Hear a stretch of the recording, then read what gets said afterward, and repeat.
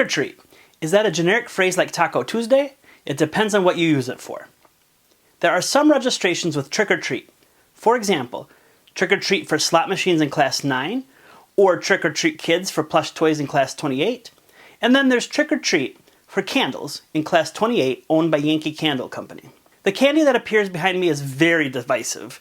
Love it or hate it, candy corn has been around since the 1880s, invented by an employee at the Wonderly Candy Company in Pennsylvania. Jelly Belly Candy Company owns a registration for the original gourmet candy corn, disclaiming gourmet candy corn with a first use in 1996. Farley's and Sather's Candy Company once owned a registration for America's #1 candy corn that lapsed in 2020. What else is ubiquitous with Halloween?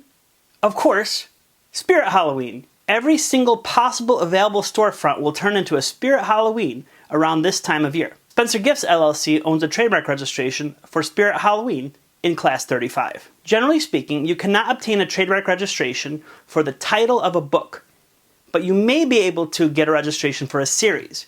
The Goosebumps stylized lettering is a registered trademark in Class 16 for a series of children's suspense books by R.L. Stine. Remember the texture of the books with the raised bumps on the lettering?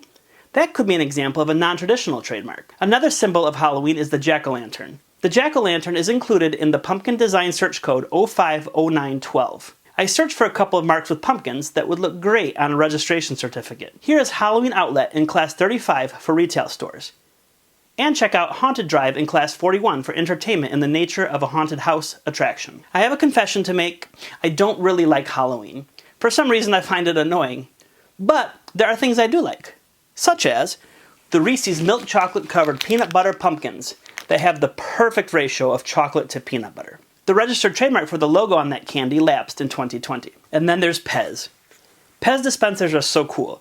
Sure, the candy is nothing more than flavored sugar, but is there anything more satisfying than lifting up the dispenser and getting a piece of candy? The shape of the piece of candy itself is a registered trademark. The logo that appears on the side of the dispensers and on packaging is one of my favorites. The letters P-E-Z are all spelled with Pez candies.